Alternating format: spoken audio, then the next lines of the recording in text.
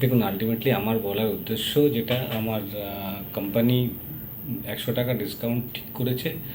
Because of that, এই যে সিন্ডিকেটের এত পেমেন্ট করতে হয়, এই টাকাগুলো, যেমন সিন্ডিকেটে যে বালির রেট, সাপোজ আমার যতটা মনে হয়, আমি 4-5 বছর আগে একটা বালি যে ট্রাকে আসতো, যেখানে বালির লোডিং হতো, 1,500 টাকা লোডিং খরচা, সেটা এখন 35,000।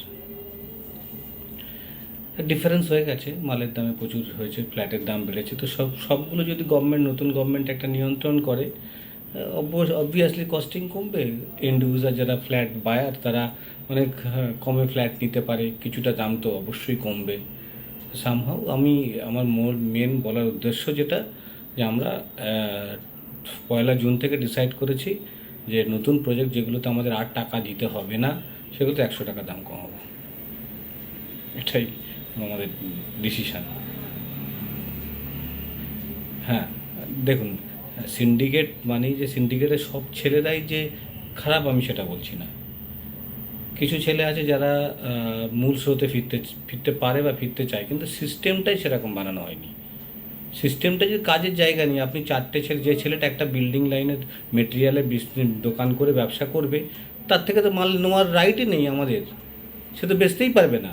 তাহলে আলটিমেটলি তাকে কী হচ্ছে, তার পোটেনশিয়াল আছে, সে ব্যবসা করে খেতে চায়, সে অনেস্টলি খেতে চায়, অনেস্টলি কাজ করতে চায়, কিন্তু তাকে অনেস্টলি থাকতে দেওয়া হবে না।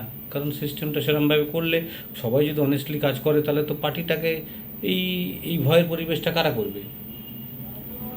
একটা ইয়াং জেনারেশন পুরো জিনিসটাকে অন্ধকারের দিকে ঠেলে ফেলা হচ্ছিল। যান না, নয়ডা যান, গ্রেটার নয়ডা যান, গুরগাঁও যান, আপনি যেখানে যান, হাজারে হাজারে বিল্ডিং হচ্ছে, হাজার হাজার মেটেরিয়াল সাপ্লাই, সেখানেও বালি, ইট, সিমেন্ট, রড সবই লাগে। কোনো সিন্ডিকেট নেই, কিচ্ছু নেই। সেখানে কি ইয়াং ছেলে নেই? সেখানে কি করে খাওয়ার মতন আর যায়? সব আছে। সেখানে যদি সিন্ডিকেট না লাগে, তো কেন আমাদের রাজ্যে লাগবে? কিচ্ছু লাগে না, কোনো প্রয়োজন নেই। বরঞ্চ এরা মূল স্রোতে ফিরবে এবং রাজ্যের উন্নতি হবে, থেকে বড় কথা এদের উন্নতি হবে। কোনো মা বাবাই চায় না তাদের ছেলে মেয়েগুলোকে এই সকাল থেকে দুপুর 2টো পর্যন্ত ঘুমাবে, তারপর সন্ধ্যেবেলা এক জায়গায় হবে, রাত 10টা পর্যন্ত মদ খাবে, তারপর বাইক নিয়ে সারাদিকে কার বাউন্ডারি ভাঙতে হবে, কার গাড়িতে মাল পড়ছে, এইসবগুলো দেখে। ভাই, এগুলো নিয়ে আমার বলার কিছু নেই। আমি একজন ক্ষুদ্র ছোট্ট ব্যবসায়ী, ভাই, জিরো লেভেল থেকে ব্যবসা এই জায়গায় দাঁড় করিয়েছি। তো আমি চাইবো আমার উন্নতি হোক, আমার এলাকার উন্নতি হোক, রাজ্যের উন্নতি হোক। বর্তমান গভর্নমেন্ট, নতুন গভর্নমেন্ট, মোদিজির গভর্নমেন্ট একটা তৈরি হচ্ছে। আমি তো আশা রাখি যে বাইরের স্টেটে যেভাবে ডেভেলপমেন্টটা হচ্ছে, আমার রাজ্যেও হোক, আমার রাজ্যেও সিএনজি গ্যাসে সব গাড়ি চলুক, আমার রাজ্যেও বড় বড় হাইওয়ে হোক, বড় বড় ফ্যাক্টরিজ হোক, কলকারখানা হোক, আরও বেশি আমাদের ফ্ল্যাট বিক্রি হোক। আমি তো এটাই চাইব। আর আর কিছু বলার নেই। সবাইকে শুভকামনা, শুভেচ্ছা, এবং ভয়ভীতির পরিবেশটা মুক্ত হোক, একটা সম্প্রীতির পরিবেশে হোক, সব পার্টি থাকুক, দলাদলি হিংসা না থাকুক, সবার পার্টি অফিস থাক।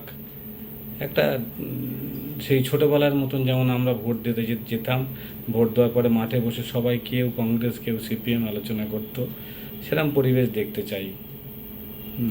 আর কিছু বললাম না, সরি, আর সময় নেই।